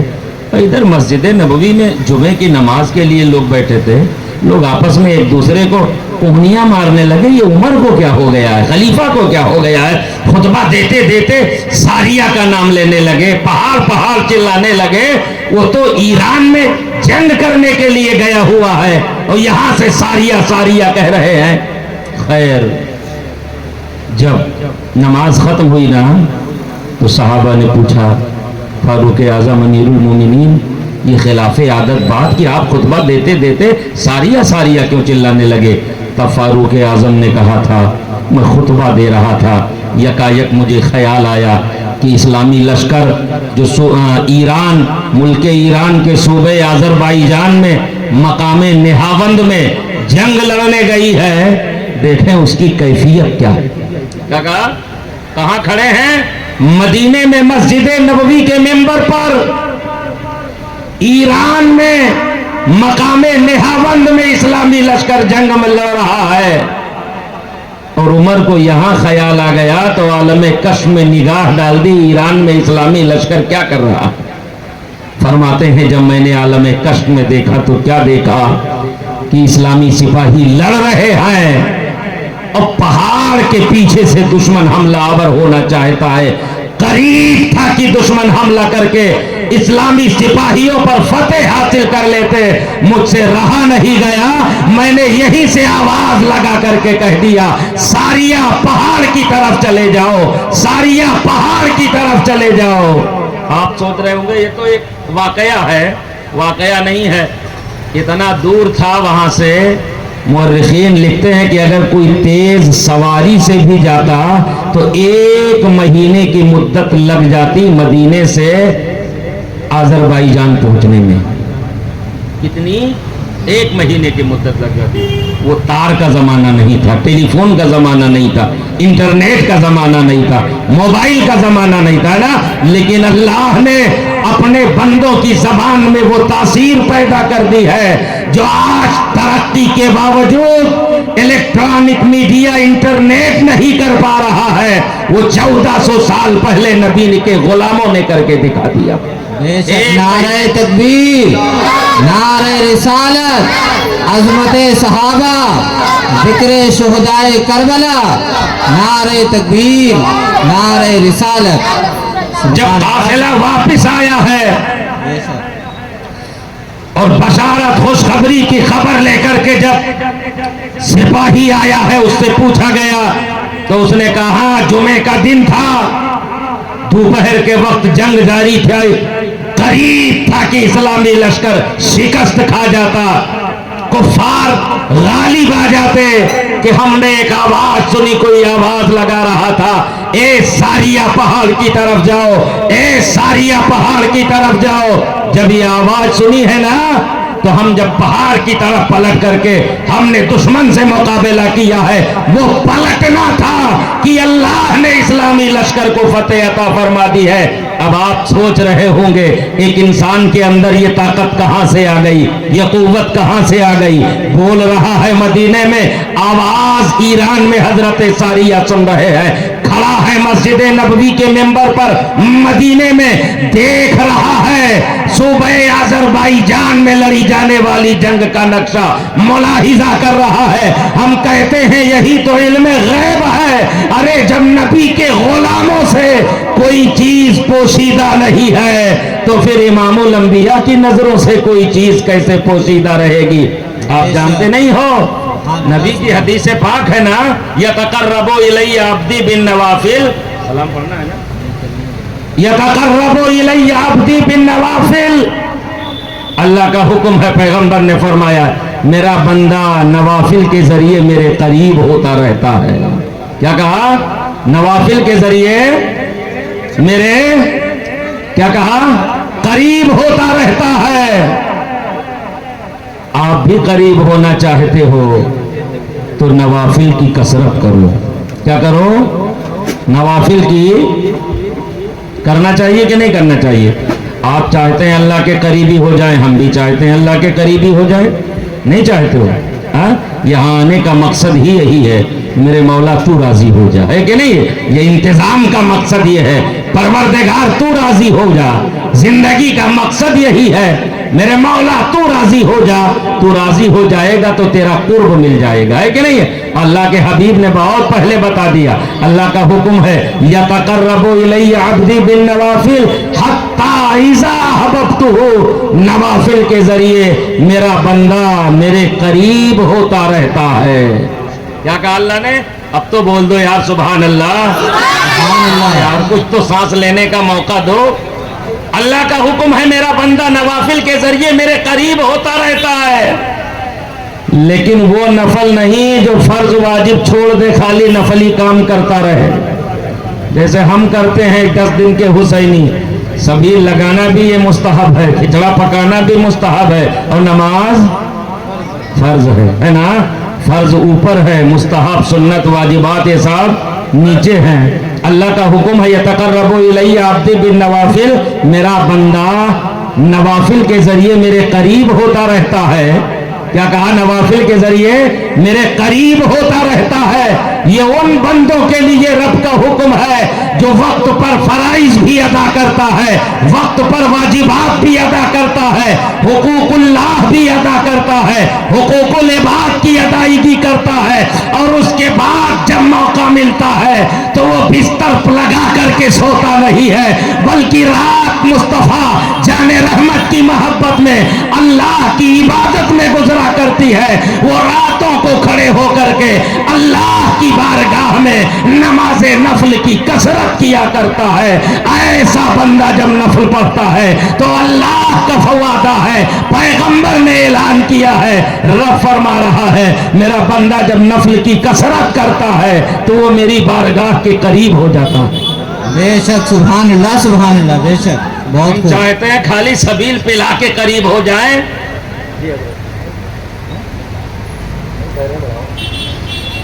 کہہ رہے خالی سبیل پلا کے قریب ہو جائیں, نہیں, سبیل بھی لگائیے, نماز بھی پڑھیے, سبیل بھی لگائیے, قرآن بھی پڑھیے, ذکر کی مجلس بھی منعقد کیجیے, حقوق اللہ کی بھی ادائیگی کیجیے, نماز پڑھیے, روزہ رکھیے, حج کیجیے, زکوٰۃ ادا کیجیے, اللہ کے بندوں کا دل بھی نہ دکھائیے, حقوق اللہ کو بھی کما حق ہو ادا کیجیے, حقوق العباد کو بھی کما حق ہو ادا کیجیے, اور ادا کرنے کے بعد جب وقت مل جائے تو مصلی بچھا کر رب کا شکر ادا کیجیے, نماز نفل پڑھیے, تب اس حدیث پاک کے مطابق اللہ کا قرب ملے گا.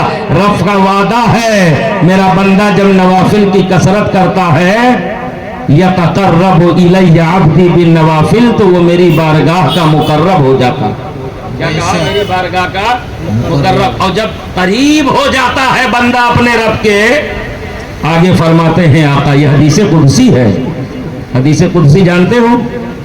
کلام خدا کا ہوتا ہے, زبان مصطفیٰ کی ہوتی ہے. بے شک. بغیر جبرائیل کے واسطے کے اللہ ڈائریکٹ اپنے نبی سے کلام کرتا ہے, جبریل کا بھی واسطہ بیچ میں نہیں ہوتا ہے. اسی کو حدیث قدسی کہا جاتا ہے.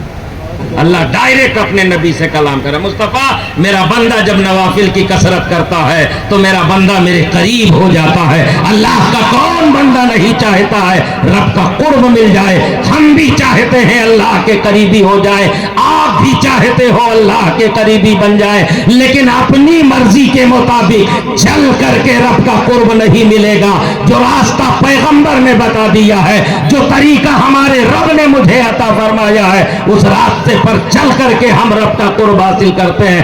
اللہ فرماتا ہے جب میرے قریب ہو جاتا ہے نا تو ایک منزل ایسی آتی ہے, حتی اذا احببتہ, ابھی تک بندہ تو ہم سے محبت کی بات کرتا تھا, جب قریب ہوتے ہوتے میرے بہت قریب ہو جاتا ہے تو اس قربت کا صلہ اللہ اپنے بندے کو یہ عطا فرماتا ہے. رب کا وعدہ ہے, رب کا فیصلہ ہے, جب میرے قریب ہوتا ہے تو میں اپنے بندے سے محبت کرنے لگتا ہوں. بے شک. نعرہ تکبیر, نعرہ رسالت, نعرہ رسالت, ذکر شہدائے کربلا, ذکر شہدائے کربلا, علماء اہل سنت, نعرہ تکبیر, نعرہ رسالت. मैं अपने बंदे से मोहब्बत करने लगता हूँ। बेशक हम अल्लाह से मोहब्बत करते हैं, ये हमारी कोशिश है कि नहीं, लेकिन अल्लाह वाले बाज ऐसे होते हैं। एक वाकया मुझे याद आ रहा है, एक अल्लाह की वलिया अपने घर के आंगन में हजरत बैठ करके दुआ कर रही थी। खातून थी ये।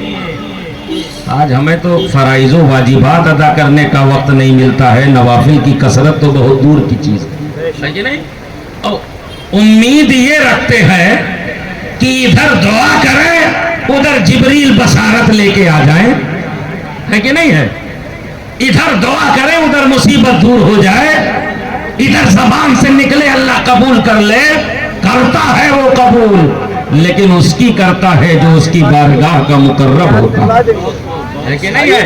जभी तो हम जाते हैं गरीब नवाज की चौखट पर, जभी तो हम जाते हैं गौसे आजम की दहलीज पर, जभी तो पहुंचते हैं इमाम हुसैन के रोजे पर, जभी तो पहुंचते हैं नजफ अशरफ मौला अली के रोजे पर, और वहां खड़े होकर के वसीला बना के कहते हैं मेरे मौला मैं तो तेरी बारगाह का मुकर्रब बना या नहीं बना मुझे पता नहीं है, लेकिन इतना जानता हो गरीब नवाज तेरी बारगाह का मुकर्रब बंदा है, अब्दुल कादिर तेरा करीबी बंदा है, हुसैन इब्ने अली तेरा मुकर्रब बंदा है, फातिमा तेरी मुकर्रब बंदी है, मौला अली तेरे मुकर्रब बंदे हैं। मेरे मौला इस चौखट की निस्बत से मेरी दुआओं को दर्जे कबूलियत अता फरमा दे। बेशक सुभान अल्लाह इसी निस्बत की बुनियाद पर न दुआ करते हैं। तो वो अपने घर के आंगन में बैठ के दुआ कर रही थी।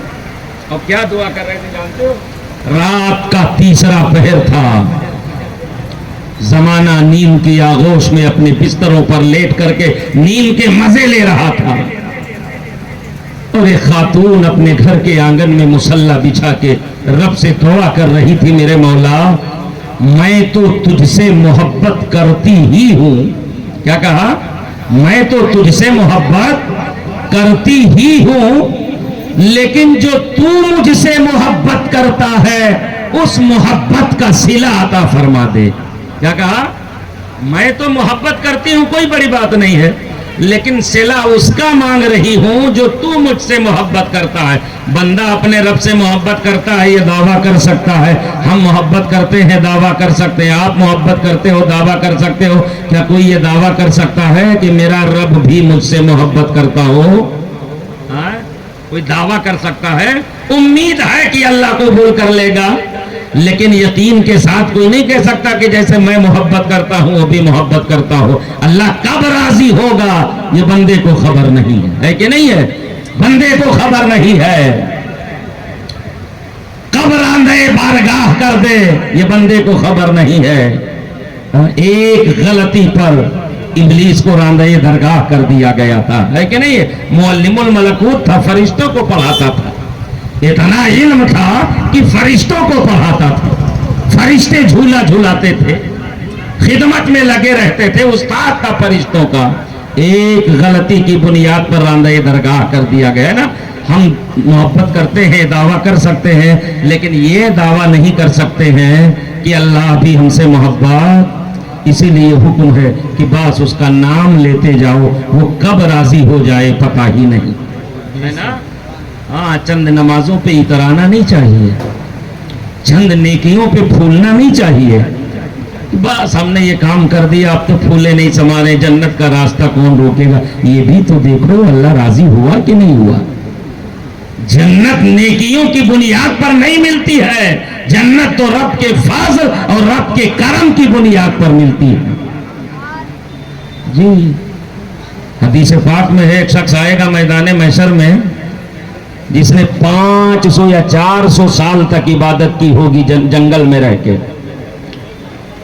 और जब नामे अमाल हाथ में दिया जाएगा, मीज़ाने अमल पर उसके अमाल वजन किए जाएंगे, बड़ी नेकी होगी, तो रब फरमाएगा फरिश्तों मेरे फजल की बुनियाद पर इसे जन्नत की तरफ लेकर के जाओ। वो बंदा कहेगा मौला अगर तेरे फजल की बुनियाद पर जन्नत में जाना चाहता हूँ, जा रहा हूँ, तो ये बता मेरी नेकियां कहाँ गई? तो अल्लाह फरमाएगा फरिश्तों वापिस ले आओ इसे। क्या कहेगा? فرشتوں واپس لے آؤ اور کہے گا اب اس کی 400 سالہ عبادت ایک پلے میں رکھو اور میری عطا کردہ نعمت اس کی آنکھ کو نکال کر کے ایک پلے میں رکھو اور اس کو وزن کیا جائے گا تو ایک نعمت کے برابر بھی اس کی 400 سالہ عبادت نہیں ہوگی، کم پڑ جائیں گی نیکیاں، نعمت بھاری ہوگی۔ اب اللہ فرمائے گا فرشتوں عدل کی بنیاد پر اسے جہنم میں ڈال دیا جائے، انصاف یہ ہے کہ اسے جہنم میں ڈال دیا جائے۔ تب وہ عرض کرے گا پروردگار تیرے فضل سے جانا چاہتا ہوں، تو کسی کو اپنی نیکیوں پہ اترانا نہیں چاہیے۔ وہ دعا کر رہی تھی مولا میں تو تجھ سے محبت کرتی ہی ہوں، لیکن جو تو مجھ سے محبت کرتا ہے اس کا صلہ عطا فرما دے۔ ایک اللہ کا ولی وہاں سے گزر رہا تھا، اس کے قدم رک گئے، کہا یہ ایسا کون اللہ کا بندہ ہے یا کون اللہ کی بندی ہے جو اس قدر الٹی گنگا بہا رہی ہے؟ بندہ محبت کرتا ہے یہ دعویٰ کر سکتا ہے، لیکن اللہ محبت کر رہا ہے، اتنے یقین کے ساتھ کیسے صلہ مانگ رہی ہے؟ اس نے دروازے پر دستک دی ہے، آواز آئی اندر سے، کون؟ کہا بہن تیری دعا کے الفاظ نے میرے بڑھتے ہوئے قدم روک دیے ہیں، یہ بتا کہ ہم اللہ سے محبت کرتے ہیں اس کا علم ہمیں ہے، لیکن تو اتنے یقین کے ساتھ کہہ رہی ہے میرے مولا جو تو محبت کرتا ہے اس کا صلہ عطا فرما دے، تجھے کیسے یقین ہے کہ تیرا رب تجھ سے بھی محبت کرتا ہے؟ کیا کہا؟ تجھے یقین کیسے ہے کہ تیرا رب تجھ سے محبت کرتا ہے؟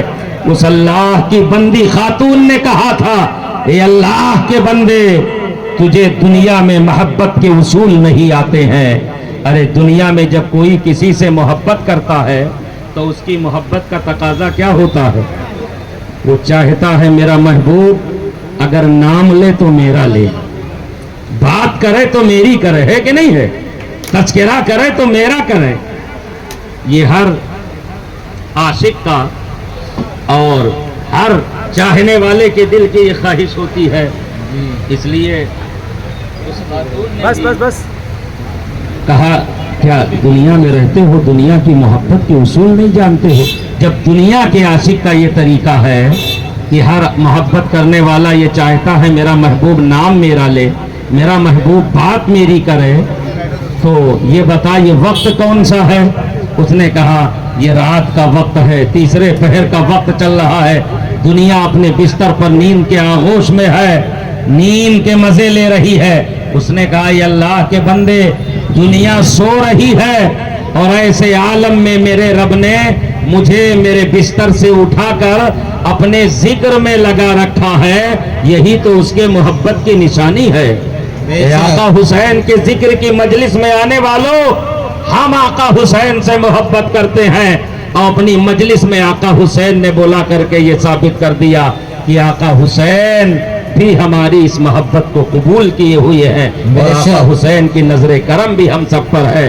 تو اسی طریقے پر اللہ کے وہ بندے جو نوافل کے ذریعے رب کے قریب ہوتے ہیں تو اللہ کا حکم ہے کہ میں اس کی آنکھ بن جاتا ہوں جس سے وہ دیکھتا ہے، اس کی زبان بن جاتا ہوں جس سے وہ بولتا ہے، اس کے ہاتھ بن جاتا ہوں جس سے وہ پکڑتا ہے۔ کیا مطلب ہے؟ آنکھ بندے کی ہوتی ہے، طاقت خدا کی کام کرتی ہے، زبان بندے کی ہوتی ہے، طاقت خدا کی کام کرتی ہے، ہاتھ بندے کا ہوتا ہے، قدرت خدا کا کام کرتا ہے۔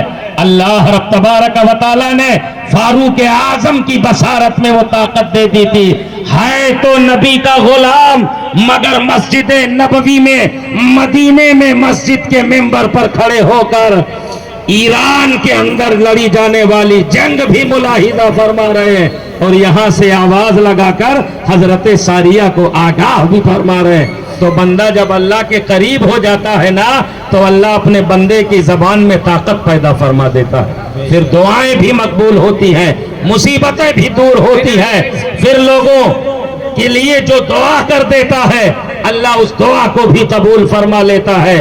تو یہ نبی کی بارگاہ کے غلام تھے، آئے تھے مصطفیٰ کو قتل کرنے، لیکن مصطفیٰ نے انہیں کیا سے کیا بنا دیا ہے نا۔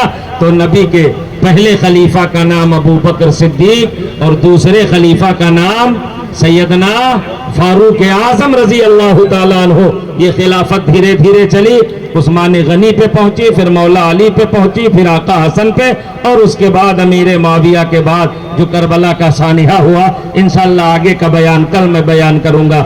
ये खिलाफत उस्मान गनी के बाद मौला अली तक, उसके बाद आका इमाम हसन तक, इंशाअल्लाह कल ये बयान होगा। गुजारिश आपसे फिर है, 8 बजे मजलिस शुरू होती है और 10 बजे ख़त्म हो जाती है। 8 बजे कल आपने वादा किया था, बहुत सारे लोग वादे के मुताबिक आ गए थे, कुछ लोग रह गए थे बाद में आ गए, लेकिन फिर भी हुसैनियों हम तुम्हारे जज्बे को सलाम करते हैं। तुमने ये साबित कर दिया कि हम अपने आका हुसैन के सच्चे मानने वाले हैं, है ना? हाँ, अगर हम 9 से 11 कर सकते हैं तो हम 8 से 10 भी तो कर सकते हैं कि नहीं है? हम अपने मुल्क के भी वफादार हैं और अपने आका हुसैन के भी वफादार हैं, और इसी वफादारी के जज्बे के साथ गुजारिश है कि ठीक 8 बजे आप तशरीफ लाएं और ठीक 10 बजे इंशाअल्लाह सलातो सलाम होगा। वाखिरु दावाना अनिल हम्दुलिल्लाहि रब्बिल आलमीन। खड़े हो जाएं, सलाम पढ़।